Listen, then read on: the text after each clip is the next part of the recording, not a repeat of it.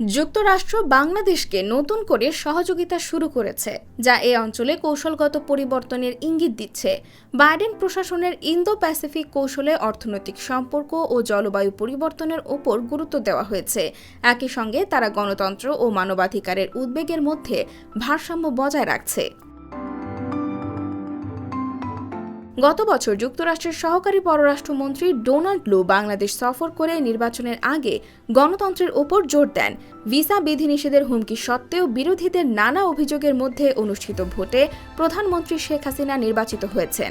যুক্তরাষ্ট্র ও যুক্তরাজ্য উভয়েই এই নির্বাচনকে অবাধ ও সুষ্ঠু নয় বলে সমালোচনা করেছে। তবে এবার ভিন্ন বার্তা নিয়ে বাংলাদেশে ফিরেছিলেন লু। তিনি বিরোধী নেতা এবং অধিকার সংশ্লিষ্ট গোষ্ঠীগুলোর সাথে বৈঠক এড়িয়ে অর্থনৈতিক অংশীদারিত্ব এবং জলবায়ু উদ্যোগ জোরদার করার দিকে মনোনিবেশ করেছিলেন। যুক্তরাষ্ট্র সম্পর্ক পুনঃস্থাপনে বাংলাদেশের রাজনৈতিক বাস্তবতা মেনে নিচ্ছে। এই পরিবর্তন এমনটি ইঙ্গিত দেয়। লু স্বীকার করেছেন, পূর্ববর্তী নির্বাচনী সতর্কতা যদিও উত্তেজনা বাড়িয়ে তুলেছিল, তবে তিনি এখন এগিয়ে যাওয়ার এবং আস্থা পুনর্নির্মাণের প্রয়োজনীয়তার ওপর জোর দিচ্ছেন। বাংলাদেশ ওয়াশিংটনের কাছে কৌশলগত গুরুত্ব বহন করে।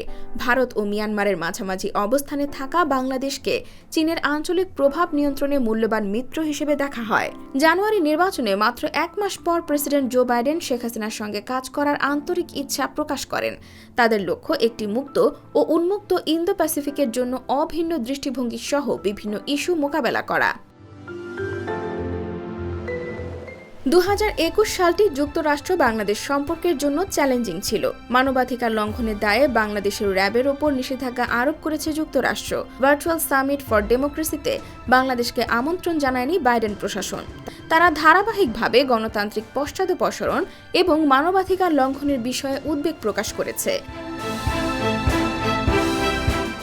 চীন বাংলাদেশের অবকাঠামো ও সামরিক খাতে বিনিয়োগ করে। বাংলাদেশ তার যুক্তরাষ্ট্রের সম্পর্ককে কাজে লাগিয়ে ভারত ও চীন উভয়ের সঙ্গে ভালো দর কষাকষি করে। তবে কোয়াডের মতো কাঠামোর মাধ্যমে যুক্তরাষ্ট্র ভারত সহযোগিতা বাড়ানোর এই ভারসাম্যকে জটিল করে তুলছে। সম্প্রতি যুক্তরাষ্ট্রের রাজনীতি বিষয়ক under secretary Victoria Nuland Dhaka সফর করেন। তিনি একটি খসড়া প্রতিরক্ষা সহযোগিতা চুক্তিতে সই করেন। একই দিনে প্রধানমন্ত্রী শেখ হাসিনা চীনের অর্থায়নে একটি বিদ্যুৎ কেন্দ্র উদ্বোধন করেন। এই ঘটনা বৃহৎ শক্তিগুলোর মধ্যে বাংলাদেশের ভারসাম্য রক্ষার বিষয়টি তুলে ধরেছে। অবকাঠামো উন্নয়নে বাংলাদেশের অগ্রাধিকার। চীন উল্লেখযোগ্য সমর্থন দিচ্ছে। তবে যুক্তরাষ্ট্র বাংলাদেশের সবচেয়ে বড় রপ্তানি বাজার, যা অর্থনীতির জন্য খুবই গুরুত্বপূর্ণ। যদিও যুক্তরাষ্ট্র বাংলাদেশের ব্যবসায়িক ও ভূ রাজনৈতিক স্বার্থকে অগ্রাধিকার দেয়, তারপরও তারা দুর্নীতি ও মানবাধিকার ইস্যুগুলো নিয়ে কাজ করে। দুর্নীতির দায়ে বাংলাদেশের অবসরপ্রাপ্ত সেনাপ্রধান আজিজ আহমেদ ও তার পরিবারের ওপর সাম্প্রতিক নিষেধাজ্ঞা এই দৃষ্টিভঙ্গিকেই তুলে ধরেছে। বিশ্লেষকরা মনে করেন, বড় ধরনের কূটনৈতিক চাপ এড়িয়ে বাংলাদেশ সরকারের ওপর প্রভাব বজায় রাখতে চায় যুক্তরাষ্ট্র। বাংলাদেশের সঙ্গে যুক্তরাষ্ট্রের নতুন করে যোগাযোগ একটি কৌশলগত পুনর্বিবেচনার প্রতিফলন। এই দৃষ্টিভঙ্গি গণতন্ত্র এবং মানবাধিকার সম্পর্কে দীর্ঘমেয়াদী উদ্বেগের সাথে তাৎক্ষণিক অর্থনৈতিক এবং কৌশলগত স্বার্থের ভারসাম্য বজায় রাখে। IBTV USA, new York.